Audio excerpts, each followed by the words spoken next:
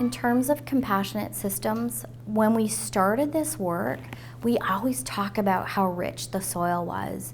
And we're always so intentional in speaking about this not being another thing, one more thing that people need to learn, they need to take this, they need to do that. It really is thinking about how we choose to show up, how we choose to do the work that we already are doing. It's that lens into what we already know and practice.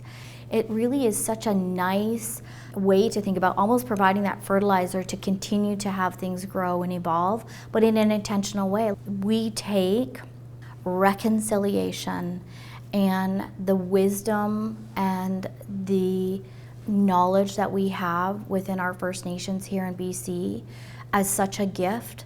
And I would say we're so open to being humble about our place as people that are walking this land that does not belong to us. And I think compassionate systems really does align and walks alongside and embeds and has the capacity, gives us a capacity to really listen with intention and bring all of those elements of reconciliation and Indigenous ways of knowing and wisdom into that work. So it's not a pull apart, it's not something else. It's really just a nice way to start to think about the connection between so many of those elements and the elements that are in compassionate systems. When I first went to compassionate systems and I was telling my mom about it, and she said, hey, that's who we are. That's just exactly who we are. And as I was going through the compassionate systems workshops, that's what I was thinking was, this is what we do every day in our lives already. And it's just putting words to it, like helping us understand it more. But that is Nisga'a, that's who we are. We're a compassionate nation, a compassionate people, and we teach through kindness and compassion. And when we correct someone, instead of saying, oh no, that's not how you do it, we say amis, which means good for you, and then use what they said in the correct way without actually correcting. And that's just one example of how we walk through this world through kindness, understanding that everybody is important and everything has a heartbeat. One of our guiding philosophies as Nisga'a is compassion. And the role of paternal relatives, Wilk selects, they're your guides for your entire life. Your dad's family, they guide you and take care of you and teach us all how to take care of each other. And I feel like that philosophy makes sense in that our elders are our guides and our knowledge keepers are so full of wisdom that they need to be a part of what we're doing. And so our very first gathering with the elders and knowledge keepers at the end of our first 3 days together, they said, thank you for opening the door for us, because really we weren't feeling connected and like we belonged here and we had a space here. And so we've been coming together for coming up on 3 years now, and their guidance, their support for everything that we're doing just connects all of the pieces for us. As we continue to grow, it really makes sense that we're connected, and we're connected by that philosophy that, you know, our ancestors kept alive for time immemorial, right? And, you know, taking away bells, introducing the drum instead of a bell, and kids are just excited to come and take their turn hitting the drum. And we introduced dancing and singing back into our weekly schedule with our K-7s, and to see, you know, the pride that they have in singing their songs, dancing their dances. And I have little ones out there on a daily basis. Is they're dancing and singing today? And that just tells me, you know, like we're doing something right because of their excitement and that energy and enthusiasm for language, for culture, and for being together. So in compassionate systems, definitely like compassion, obviously, and like mental well-being. In our culture, it's like very like dancing, cultural dancing, and just speaking the language itself is really good for mental well-being because it's almost like a way to, I don't want to say meditate, but like makes you feel better, like learning about it.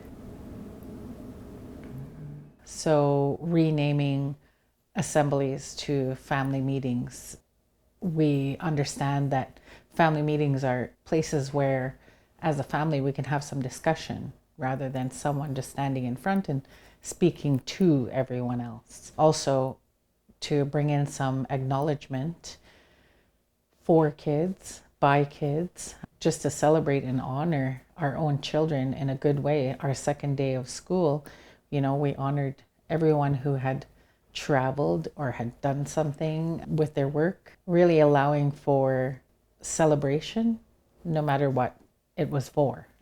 And coming back in a good way, opening up our school and having our own ceremony to welcome our principal, vice principal, our staff, our new superintendent. In addition to passing the Gatam Siwilyatansk, which is the talking stick, which is a symbol of power and authority, through the advice and guidance of our elders and knowledge keepers, we also introduced a blanketing ceremony. So we had our own ceremonial blankets that were commissioned specifically for that ceremony and that process. We did a bit of a cleansing as well, just to cleanse our school. We've had a lot of leaders and teachers come in and out of the building, and our building had not been cleansed since the opening, and so we thought it was important. We got the students involved and engaged, and all of the adults, all of the staff, and with our staff being a lot more comfortable with asking for guidance as well. So our band teacher asked for different terms and terminology in Nisga'a so they could include and infuse language into their classroom. And just by seeing elders and knowledge keepers in the building, our kids are really aware, as our adults are really aware, that we have this connection. And our learning feast would be another big event that we all engage in. So we started learning.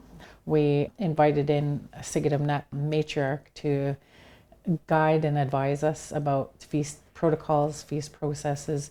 And so she had advised us, in a feast in our community, you would see a host, and it would be a host from one tribe.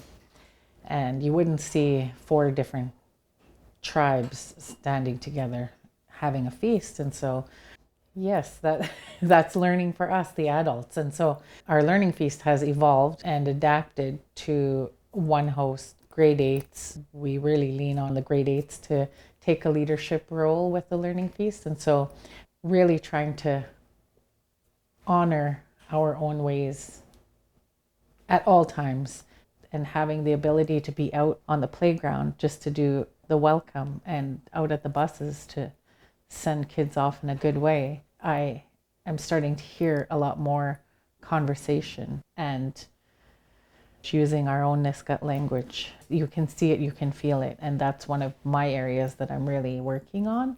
And I hear students speaking language. I think language is huge. There was a student that asked me, how am I going to introduce myself as who I am?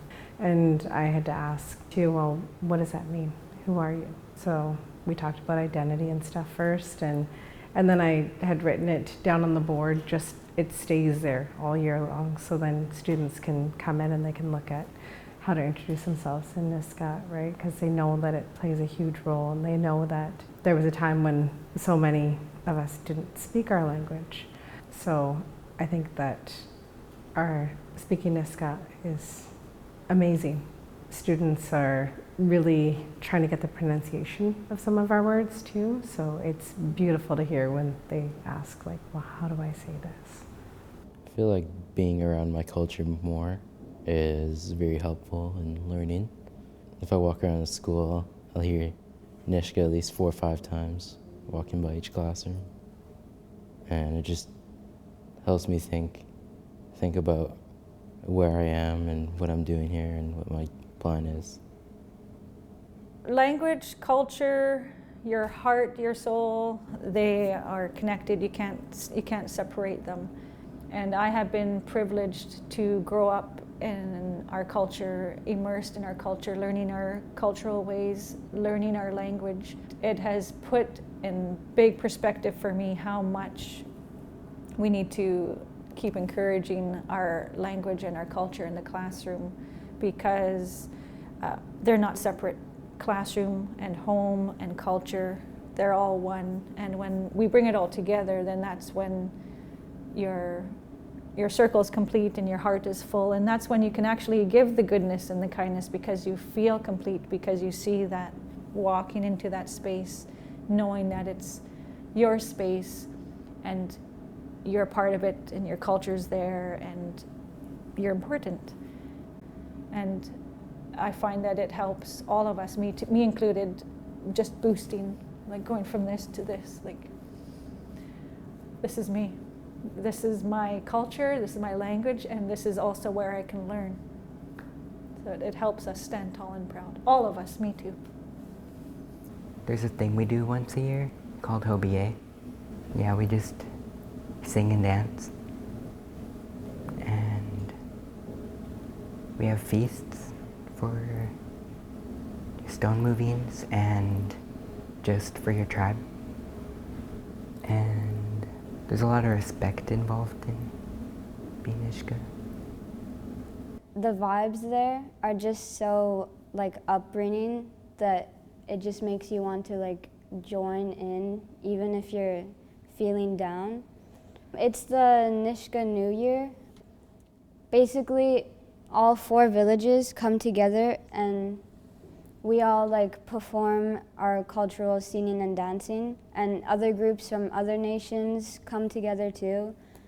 And at the end, on the 2nd day, we pass the moon on to the next village, and they're the host for next year. It's honestly my favorite time of the year. Our students in the elementary are getting out onto the land, so they've been to our river, they've been to the lava beds, they've been visiting Nisga'a, which is the natural hot springs. And the other day we were down in Gitwinsik, and I was walking with some of the primary students, and they were saying, you know, our ancestors are underneath here. Our ancestors are underneath here.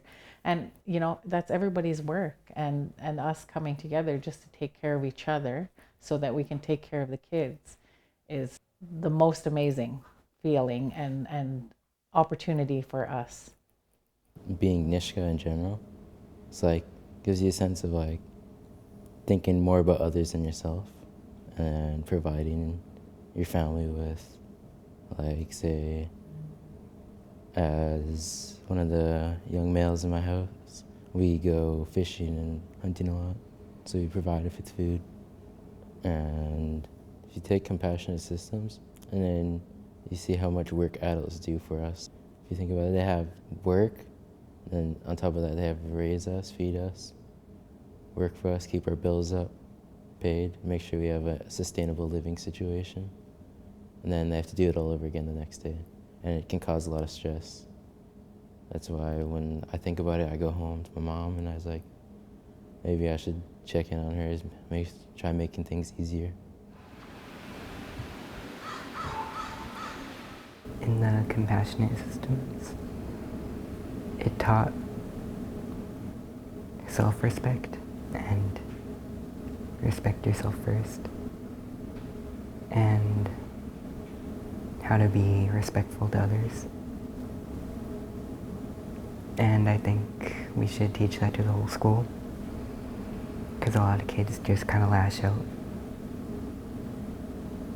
When I was using that ladder of inference at work, I heard a little bit of an argument going on, and then they're so stressful because managing student workers and stuff. So I was like, I need to think about what everyone's doing, what everyone's going through, where they come from, checking in on them, seeing how things are going. I used it to see how different levels of what people were doing, like or how they're feeling. And I kind of categorize it, and then it can help people think straight instead of jumping to conclusions and escalating different things. I feel like it gives a sense of like being able to open up to others, and if something's going on, they can communicate rather than having it stuck inside them all day and feeling sad all the time. Like I find opening up to teachers a lot helps with my social anxiety, and then I feel like it just gets easier as you go, and knowing that you have people who care about you at school.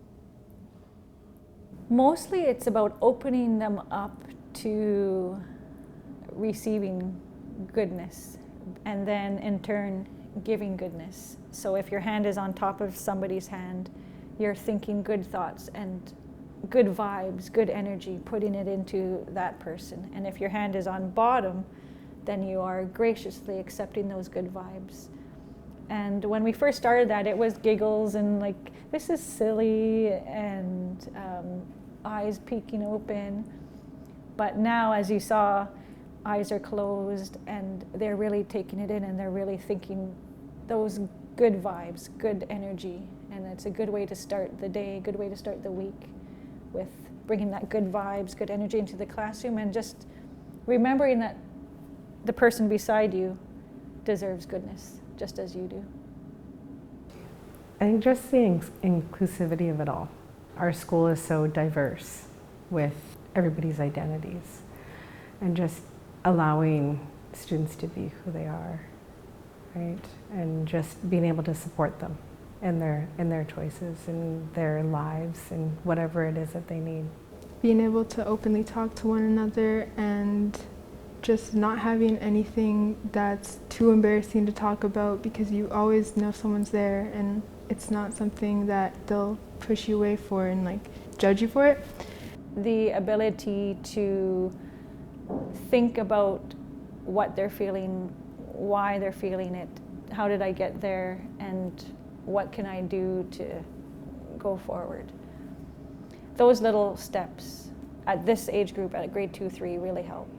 I think because it puts the responsibility on them to take ownership of why am I feeling this way, good or bad, and how did I get here, and what can I do next.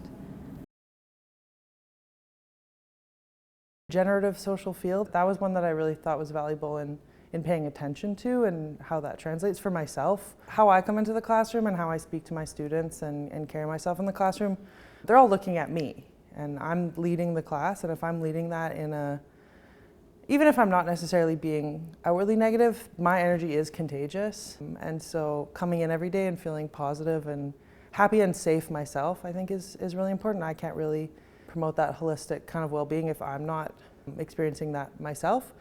Teacher well-being is really important.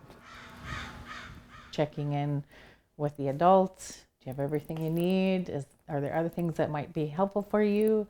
It just resonates, and it makes its way to the kids, because then the teachers are also saying, hey, got everything you need? Is there anything else that would help you? Anything that would lighten your load? And you see it. You see kids checking in with teachers. They're not necessarily their teacher, or they don't take a course with them, but they feel comfortable enough to go and check in and make that connection. You can't pour from an empty cup. When you are well, then your classroom is well. When you're healthy, your classroom is healthy. When you feel good, others feel good. It's like the empty bucket. Everyone has a bucket. And when you pour into somebody's bucket, you feel good. And when you feel good, you're so inclined to fill other people's buckets. So that's why it's so important to focus on adult well-being, because when I walk into that classroom, I feel great. And then it's the ripple effect. My students feel great. And then they're going to make another student feel great, and then another student feel great. If I walk into that classroom and my well-being is not great, I can put on a face, but kids are so smart, so intuitive, they're going to feel my feelings, and the goodness won't quite be there. So when we focus on adult well-being, then we can focus on others. I think being more aware myself of how I'm showing up and how I'm able to use the tools has really helped to shape my ability to bring the work forward with the staff in particular. Our staff meetings, we renamed to Sight Got. Got is heart and sight means coming together. So we're coming together with one heart. So just really reimagining how we do come together. We do start with a grounding and a check-in, and just having that opportunity to really, how am I doing today? How am I showing up? And in my conversation with my colleague, what else am I finding out about how I'm showing up? And we end our Sight Got with a whip around about something you're grateful for or something you're looking forward to.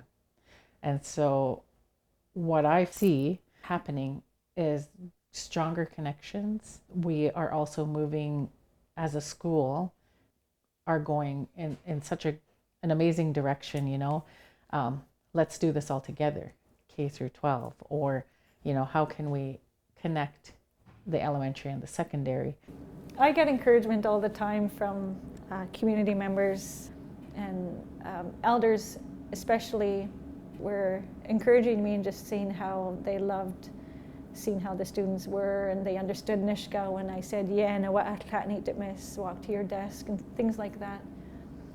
And co-workers up and down the Nass Valley, we encourage each other, and I've learned a lot from co-workers and how they bring Nisga'a into the classroom as well. Well, it's kind of like when you throw the pebble in the lake and you see the ripples. And that's exactly how it started. At first it was very small with only certain pods knowing key words and the language around compassionate systems or kindness. But then the more we used it, the more we talked about it, the more we incorporated it into our classrooms, it just kind of grew and grew. As goodness should, right? And as goodness does. On the flip side also, as the other side does too. So we want the light to be brighter than the dark. And that's really, through the years, what I've seen is just growing, growing, growing. The future of this school continues in a direction of compassion and with kindness and love, and that hopefully some of our young ones will take their turn in leading the way, along with elders and knowledge keepers. That's what we do. We help each other, and we show each other kindness. We show each other support, even when there's no talking. We might just show up for someone, and you can see the compassion that each of us has for each other, and you can see the kindness that people carry themselves with. And so that's my hope, is that continues, and we are able to elevate that to a point where this is us. I think that for a more compassionate future, that we as a whole group and a society can maybe more revolve around kindness instead of being angry or upset, and like could talk to people easier than just holding everything up. Maybe dying down on the bullying and keeping everything together, because all of us are one, right? One heart, one path, one nation, and that's what I live by.